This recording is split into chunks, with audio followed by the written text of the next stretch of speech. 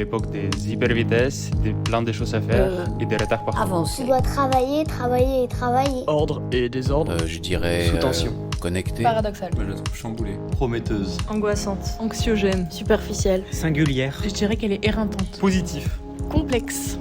Vous écoutez Craquer l'époque, le podcast des imaginaires politiques.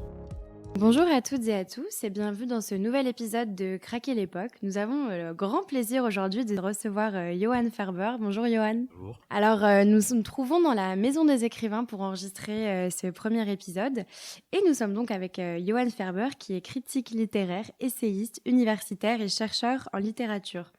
Alors Johan, vous avez écrit plusieurs essais. On peut par exemple citer Après la littérature, écrire le contemporain, paru en 2018 aux éditions des presses universitaires de France. La cuisine des écrivains, quand la littérature passe à table, coécrit avec Elsa de la Chaire en 2021, paru aux éditions du Node. Ou encore Parlez-vous le Parcoursup, paru en 2023 aux éditions du Seuil. Et la semaine dernière, vous venez juste de sortir un nouvel essai au moment où on enregistre cet épisode, Militer, verbe sale de l'époque aux éditions Autrement, dans lequel vous interrogez ce mot, militer, notamment sa stigmatisation croissante en France. En parallèle, après avoir co-créé en septembre 2015 la revue culturelle Diacritique et y avoir travaillé pendant près de 10 ans, en janvier 2024, vous lancez avec Simona Kripa un nouveau média culturel en ligne, Collatéral, avec pour devise « La culture vous fait de l'effet ». Alors Johan Ferber, déjà, je tiens à préciser que c'est un immense plaisir pour moi de pouvoir discuter un petit peu avec vous aujourd'hui, parce que c'est vrai qu'on se connaît, mais c'est la première fois qu'on peut vraiment discuter de vos travaux. Et justement, dans vos travaux et vos articles, vous militez, si je puis dire, pour une littérature qui ne se contente pas d'un simple divertissement, mais qui interroge et qui remet en cause les structures sociales et les idéologies dominantes pour une littérature qui serait véritablement politique. Quand on lit vos travaux, ce qui frappe immédiatement, c'est l'attachement, la connaissance pointue et l'amour en fait que vous portez à la littérature. Et quand on vous connaît, le constat il est d'autant plus frappant. Alors Johan Ferber, pour commencer assez simplement, est-ce que vous pourriez nous raconter d'où vous vient cet attachement à la littérature ? Et je sais pas, est-ce que vous vous rappelez du premier livre que vous avez lu ? Alors bonjour et puis merci à Craquer l'époque de me laisser la parole. C'est vraiment avec un grand plaisir que je vais échanger avec vous aujourd'hui. Pour répondre plus simplement à votre question sur les origines de la lecture, de la littérature, de l'amour de la littérature, je dirais qu'il y a peut-être 2 livres qui m'ont marqué lorsque j'étais enfant, un enfant et l'autre adolescent.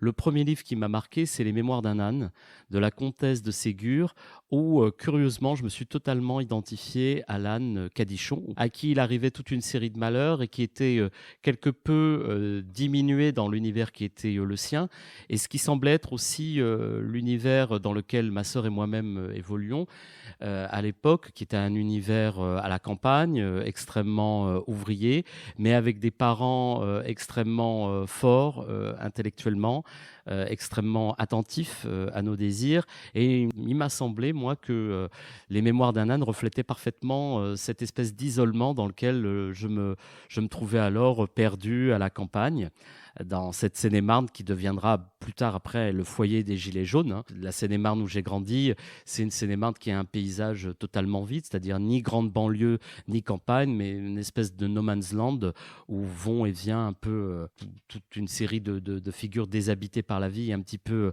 en marge. Et puis la deuxième lecture qui a été frappante pour moi, elle intervient beaucoup plus tard. C'est La recherche du temps perdu de Proust que je découvre totalement par hasard à l'adolescence. À la fin de ma classe de seconde, je n'avais pas particulièrement une grande appétence pour la lecture, mais en fait, je me suis totalement identifié, ayant été un enfant assez malade, je me suis totalement identifié au narrateur, et notamment à ses cycles de sommeil, sa très grande nervosité, et la manière dont il désirait faire produire une œuvre, ce qui était aussi, je m'en suis aperçu, mon cas, c'est-à-dire une vocation à produire quelque chose. Et comme le narrateur, je ne savais pas quoi, et je ne savais pas, c'est comme si l'écriture était une force radicale qui tournait en moi, un petit peu comme une puissance qui me dépassait et dont j'arrivais absolument pas à maîtriser la puissance, et dont je rêvais d'avoir la puissance. Je ne savais pas que je l'avais, je ne sais toujours pas si c'est possible de l'avoir. Et quand j'ai refermé après un été Le Temps retrouvé, parce que j'ai lu La recherche du temps perdu en un été, j'étais complètement, vous voyez, totalement happé par La recherche du temps perdu. Alors, je ne captais pas tout ce qui se disait bien sûr dans la recherche, mais j'étais totalement fasciné. Et en fait, le livre se refermait sur le livre à faire et ça m'a laissé totalement totalement rêveur et songeur, c'est-à-dire un livre qui est là et qui en même temps n'est pas là, ce qui est finalement le destin un peu de toute œuvre et aussi de toute inscription d'un désir finalement politique de la littérature. Et donc, du coup, depuis le lycée, c'est vrai que la littérature fait partie intégrante de votre vie. Est-ce que, du coup, il y aurait une rencontre littéraire intellectuelle qui, en particulier, vous a marqué, une rencontre physique ou une rencontre tout simplement parmi vos lectures, une qui vous vient en tête immédiatement? Alors oui, effectivement, moi j'ai plusieurs lectures, j'ai plusieurs rencontres, c'est-à-dire que j'ai une faculté de m'enthousiasmer qui est, enfin je l'espère, intacte et qui en fait va de pair avec une faculté, enfin je sais pas, je parle de moi comme si j'arrivais à me comprendre, une faculté de poser des bilans ou d'avoir des perspectives sur la littérature qui m'ont fait très vite avoir quelques rencontres. Alors je dirais qu'intellectuellement, ma première rencontre, c'est avec le nouveau roman. Moi, j'ai fait ma thèse de doctorat sur le nouveau roman, Alain Robbe-Grillet, Nathalie Sarraute, Claude Simon, dont la puissance formelle m'a vraiment intéressé dans le sens où je la voyais à l'époque, à la fin des années 90, quand je faisais ma thèse, coupée du monde et où en fait, j'étais dans un mouvement de tension, comme la littérature contemporaine, avec comment réhabiter le monde alors que le formalisme nous le confisque. Et j'ai toujours été dans cette espèce de tension, à la fois de défiance à l'égard de ce qu'on a appelé la littérature engagée d'un Sartre et d'admiration devant cette littérature qu'on a dit, un peu à tort, coupée du monde, qu'est le nouveau roman. Et puis j'ai fait, après l'âge aidant, quelques rencontres intellectuelles qui m'ont vivement intéressé, où j'ai eu comme une sorte d'euphonie, de convergence en tout cas de problématiques.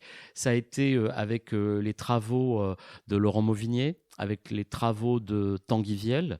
Ça a été aussi la déflagration qui a été pour moi dans les années 10 du travail de Nathalie Quintane.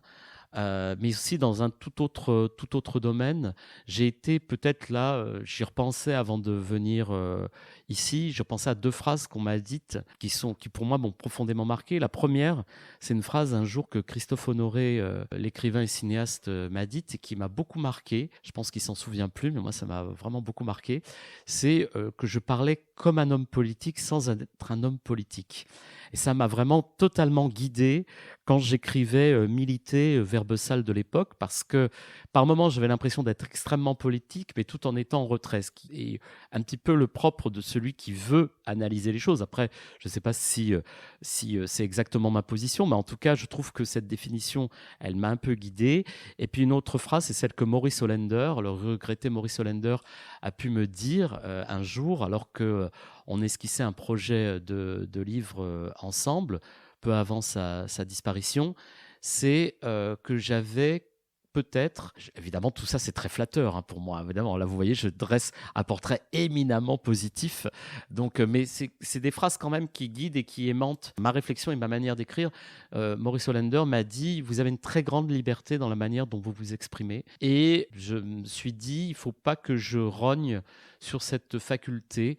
Et donc j'ai essayé après, entre ce qu'on vous dit de vous, pas de votre écriture, pas de vous-même en tant qu'éthos, mais entre ce qu'on vous dit de votre écriture et ce que vous-même vous cherchez à faire, il y a toujours un fossé.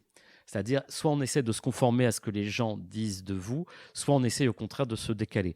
Et c'est cette espèce de tension tout le temps très vive qui, je dirais, survolte la manière dont peut-être j'écris, parce que j'aime bien être dans un moment de tension.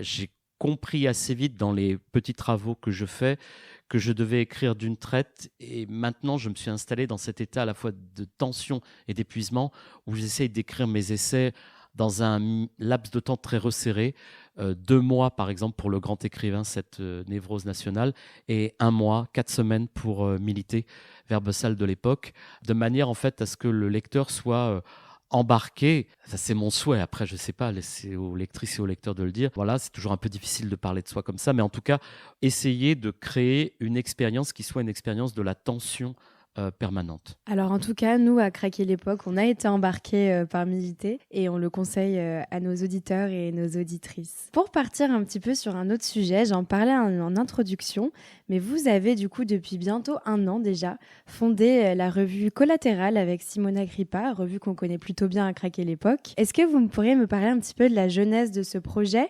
de quel geste en fait vous portez maintenant sur le monde, du coup sur l'époque, avec ce nouveau média. Effectivement, on se connaît bien puisqu'on est partenaire du podcast et que avec Simona Kripa, en fondant la revue Collatérale, on a tout de suite eu envie d'avoir une revue culturelle sur Internet qui soit très fortement éditorialisée. C'est l'idée d'ailleurs qu'a développée tout de suite Simona Kripa. Elle a désiré, j'étais tout à fait d'accord, j'ai trouvé l'idée remarquable, que le contenu soit très éditorialisé. C'est pour ça que Collatéral a le plus souvent, de manière assez régulière, tous les dimanches soirs, un édito qui lance un dossier de la semaine autour de problématiques qui sont des problématiques qu'on souhaite nous voir exposées, à savoir réfléchir en fait à l'actualité. Mais réfléchir à l'actualité selon peut-être 3 axes que nous développons, à savoir réfléchir à la vie littéraire, c'est-à-dire que lorsque le moment de la rentrée littéraire arrive, on essaie toujours d'engager une réflexion sur non pas seulement dégager des tendances de la rentrée, mais comment ces tendances émergent en fait. Donc on a essayé d'avoir une réflexion qui porte par exemple sur la vie littéraire avec Marie-Odile André. On essaye d'avoir, alors ça c'est le domaine de Simona Kripa qui est spécialisée dans les études féministes et notamment dans la mythocritique. Pourquoi par exemple cette rentrée 2024 de septembre est dominée par une rentrée féminine et féministe, et aussi avec des chroniqueuses comme Christiane Chollet-Achour et Cécile Vallée, essayer de réfléchir à qu'est-ce que le post-colonialisme en France, quelle littérature cela produit et comment cette littérature est-elle reçue. Et donc, ces fils que nous essayons de tisser, qui s'accompagnent aussi d'autres chroniqueurs comme Timothée Beaujard pour les chroniques musicales, où on met l'accent aussi sur la poésie, où on met aussi l'accent sur des écrivains qui écrivent pour nous, qui produisent de la critique, comme Alexis Weinberg, comme notamment aussi Clément Bolland, ou des historiens comme Louis Texera. On essaye de produire une réflexion plus globale sur comment le contemporain se dessine et comment le contemporain accueille aussi des figures du passé. On a été très heureux de pouvoir faire notamment un dossier qui s'intitule Duras, notre contemporaine, un autre aussi qui a peur de Monique Wittig, pour voir comment les écrivains contemporains, par exemple de Christophe Honoré jusqu'à Antoine Waters, en passant par Louise Chenevière, peuvent accueillir la figure de Marguerite Duras, ou c'était un dossier en juin de Monique Wittig. Merci beaucoup. Tout de suite, on vous propose un petit intermède musical avec Madonna Vogue.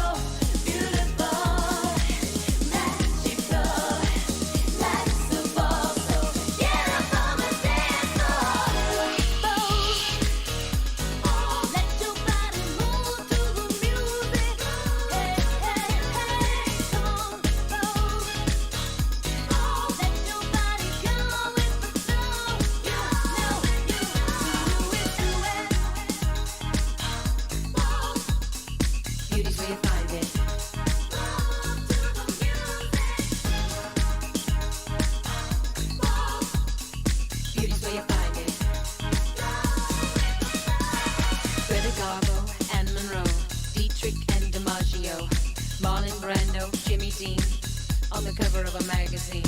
Grace Kelly, Harlow Jean, picture of a beauty queen. Jean Kelly, Fred Astaire, Ginger Rogers, dance on air. They had style, they had grace. Rita Hayworth gave good face. Lauren Catherine Manitou, Betty Davis, we love you. Ladies with an attitude, fellas that were in the mood.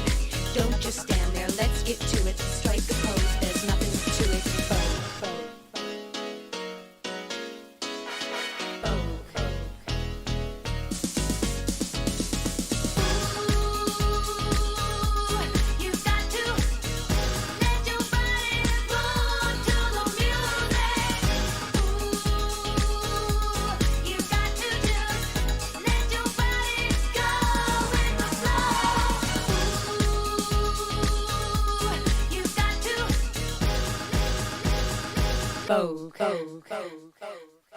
Alors Johan, pourquoi avoir choisi cet extrait? Alors si j'ai choisi Vogue de Madonna, c'est peut-être pour deux raisons précises.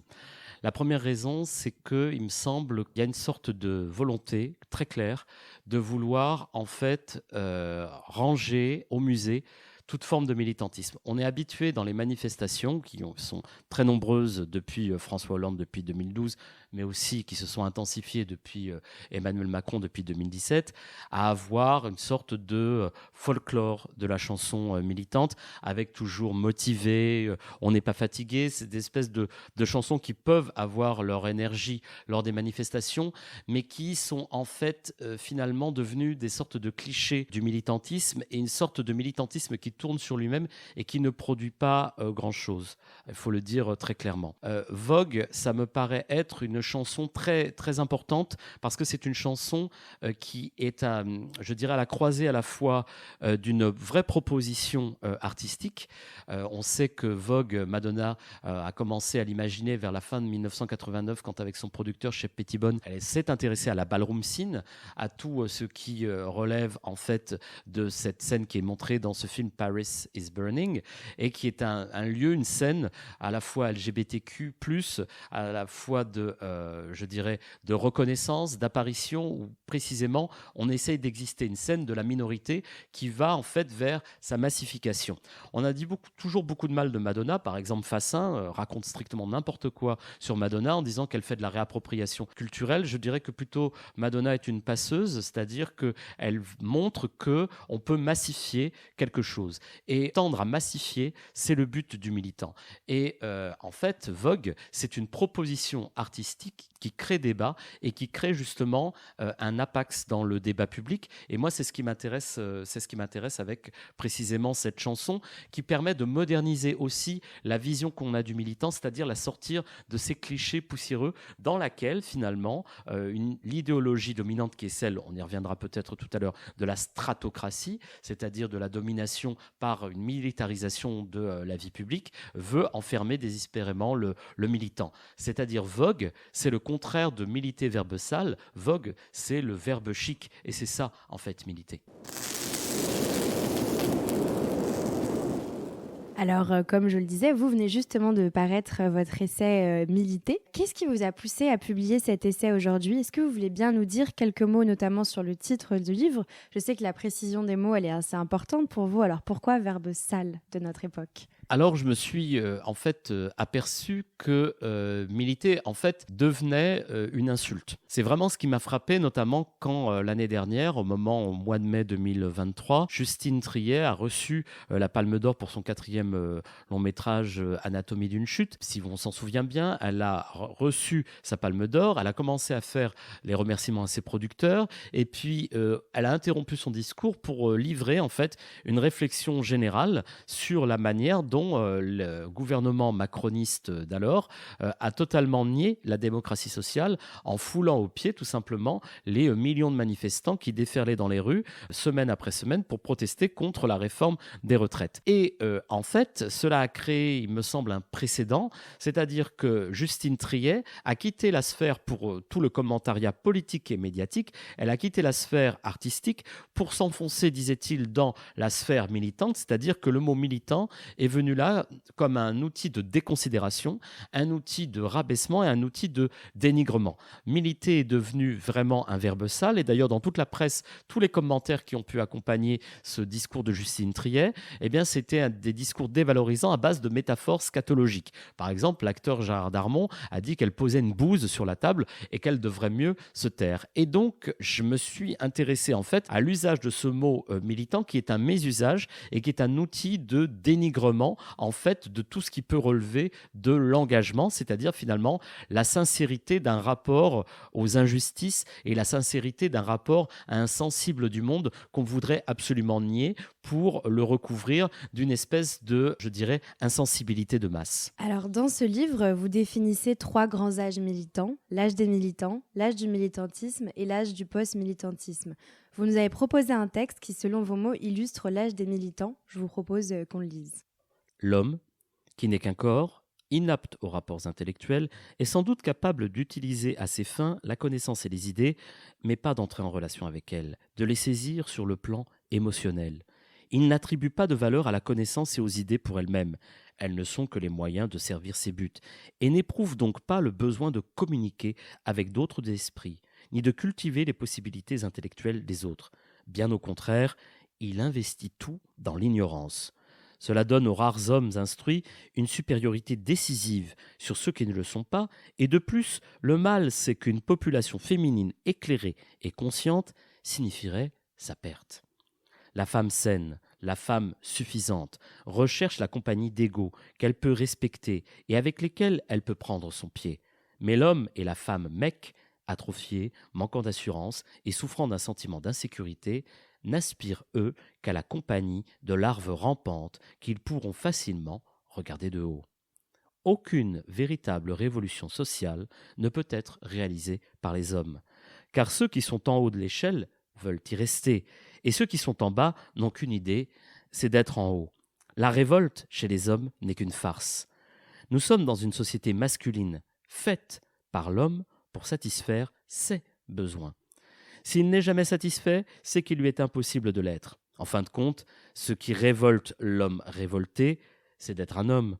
L'homme ne change que lorsqu'il y est obligé, par le progrès technique, quand il n'a pas le choix, quand la société arrive au point où il doit changer ou mourir.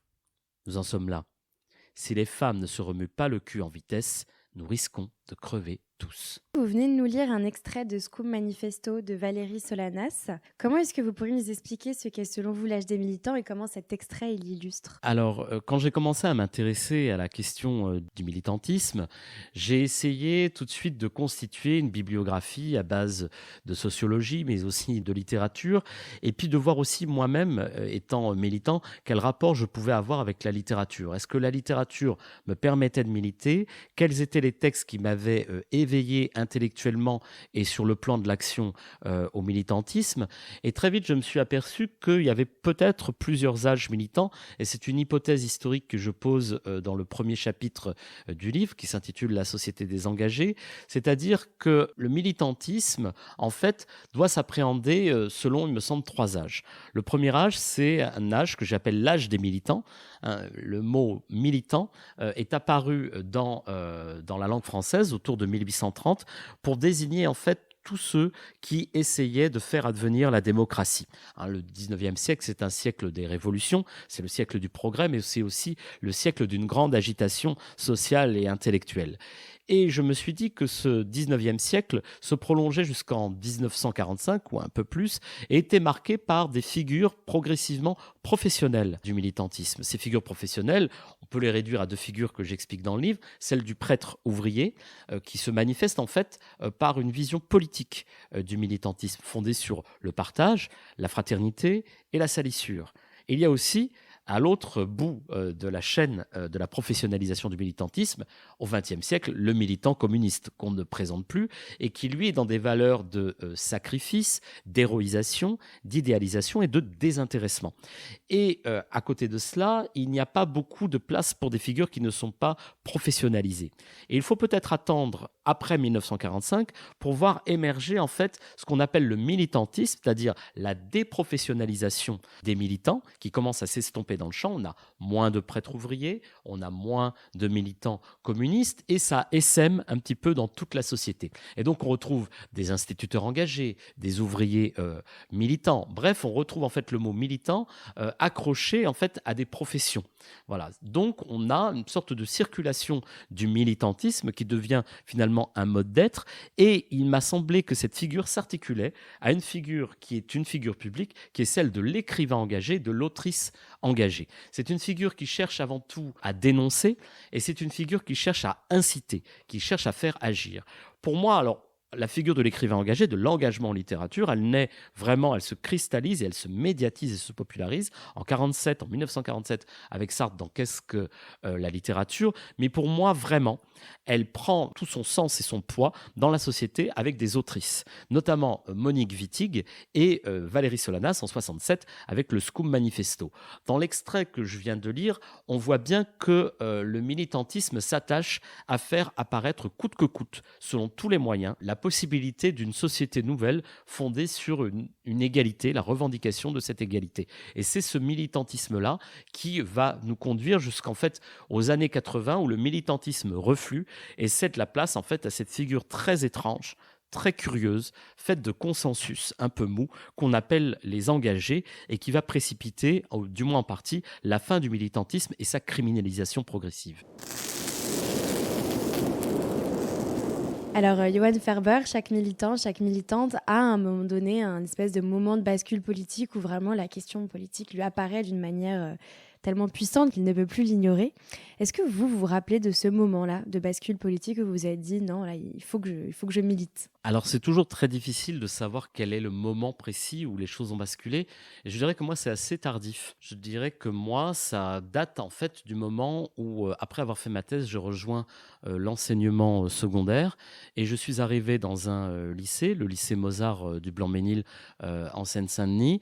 Et là, progressivement, au fil des années, s'est créé un collectif d'enseignants attachés en fait à faire respecter la justice sociale pour les élèves. Et c'est peut-être là que j'ai vraiment essayé de militer ou en tout cas d'avoir une conscience claire et précise du destin politique qui emportait l'éducation nationale et où en fait être enseignant, ce n'était pas seulement faire ses heures de cours, c'était aussi se battre pour avoir des moyens humains et financiers pour que les élèves puissent enseigner dans des conditions décentes et obtenir leur bac dans des territoires qui sont défavorisés socialement et souvent traités, notamment par le pouvoir macroniste, comme des néocolonies. Le 93 est traité comme une colonie par notamment le macronisme. Et donc, cette prise de conscience, elle s'est faite progressivement et je dirais qu'elle a été accentuée par tout un virage politique aussi depuis les années Sarkozy et peut-être que pour moi en tout cas l'année 2005 a été une année de bascule, c'est l'année de mon arrivée au lycée Mozart, mais pour moi c'est une année très importante historiquement parce que c'est une année où on a en fait le premier grand déni de démocratie, c'est-à-dire le référendum sur l'Europe où le résultat a été nié. C'est aussi les émeutes en banlieue, les premières grandes émeutes en banlieue de 2005 et c'est en fait tout ça, ces deux premiers épisodes qui sont des dénis de démocratie, de non-respect des vies humaines et des opinions, elles s'accompagnent aussi en 2005 de la naissance de ce que nous vivons toujours aujourd'hui, c'est-à-dire des réseaux sociaux.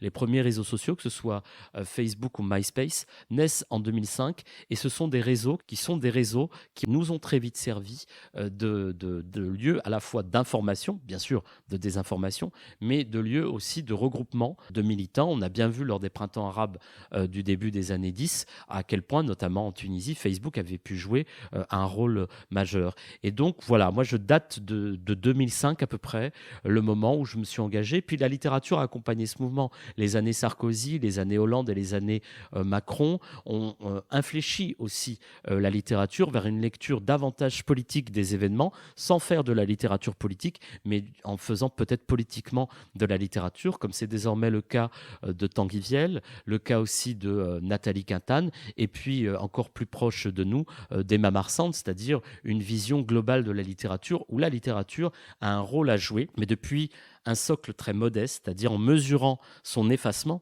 dans le cercle social et en espérant justement pouvoir influer d'une manière ou d'une autre sur le destin des uns et des autres. Alors, pour rebondir sur les réseaux sociaux, ceux qui vous suivent sur Twitter savent que vous êtes quelqu'un de très vocal sur vos convictions politiques. Sur vos comptes Twitter, on peut voir pas mal de tacles envers des personnalités politiques et médiatiques.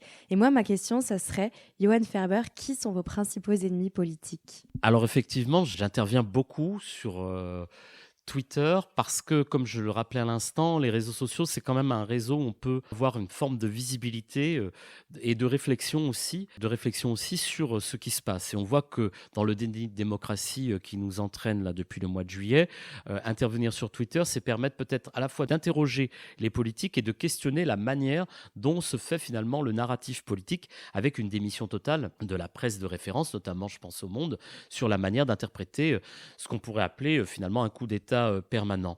Je dirais que lorsque vous parlez d'ennemis politiques, je dirais que j'ai à la fois des ennemis politiques, c'est-à-dire tout ce qui relève de l'extrême droite, qui pour moi est sans cesse un appel à la haine, un appel à la haine qui est multiple, que ce soit contre les personnes LGBTQ, contre les personnes racisées, contre les pauvres aussi. Il y a une véhémence du Rassemblement national contre toute forme de pauvreté.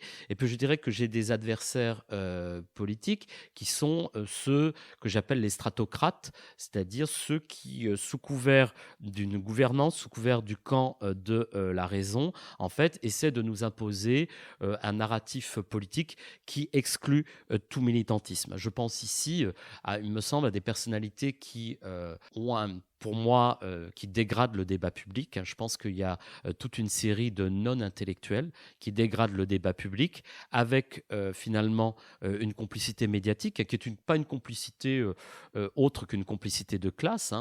Voilà, je pense que ce n'est pas la peine de les nommer parce que c'est un phénomène systémique en fait. On reviendrait à un autre moment, ce seraient d'autres personnes mais qui assumeraient le même rôle.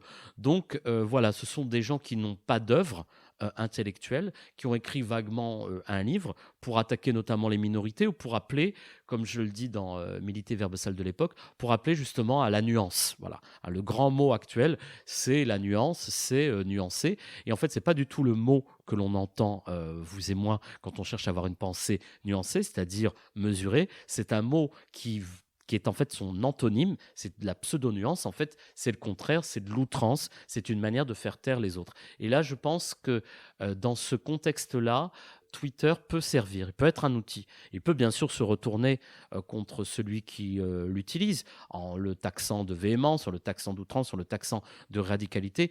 Mais pour moi, en fait, tout ça n'existe pas. À partir du moment où la pensée est construite et argumentée, voilà, c'est juste rejouer en fait l'argument de l'hystérie qui dénigre. Voilà, c'est un argument patriarcal qui n'a absolument aucune prise sur moi. Pour terminer ce premier épisode, je pense que ce ne sera pas une surprise pour vous que je vous pose cette question, puisque c'est la question un petit peu traditionnelle de Craquer l'époque depuis presque 40 épisodes maintenant. C'est la question qui tend à essayer de qualifier l'époque dans laquelle nous nous trouvons. Alors, Johan Ferber, comment est-ce que vous nommeriez l'époque ? Alors, c'est un peu délicat parce que ça va être une vision un petit peu pessimiste et j'ai pas envie d'être pessimiste, j'ai envie que l'époque, moi je la trouve riche, je la trouve passionnante parce que en fait on est vraiment à un tournant. Et il me semble, en ce qui concerne le militantisme, on est dans le tournant culturel du militantisme. Tout à l'heure on a écouté Madonna et je pense que la littérature, mais aussi toute forme de manifestation culturelle peut être une force de proposition critique pour essayer de transformer des existences extrêmement diminuées socialement, médiatiquement, en force de proposition critique. Je pense beaucoup en fait à ma sœur et à moi quand on avait 15 ans et qu'on écoutait Vogue, perdu dans notre campagne, on a eu une révélation et on s'est mis en fait comme ça à écouter Vogue en boucle et on connaissait pas du tout la ballroom scene, on connaissait absolument pas du tout Paris is Burning, on était à Coulommiers totalement perdu dans la pampa et immédiatement chez ces deux adolescents que nous étions, on a ressenti quelque chose qui est de l'ordre d'une communion, de quelque chose qui dépassait, sans qu'on comprenne bien pourquoi.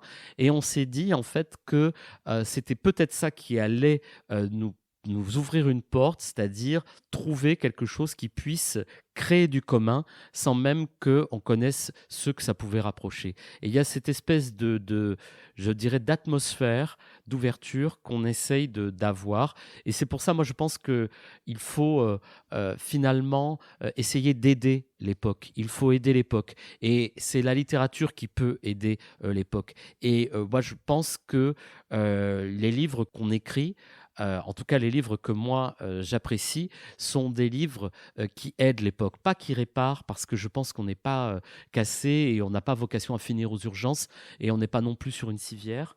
On est diminué, mais ce qu'il faut, c'est essayer très modestement, comme le dit Emma Marsante, de s'en sortir non pas par le haut, mais par le bas. Merci beaucoup, Johan Ferber. On se retrouve la semaine prochaine pour la suite de cet entretien.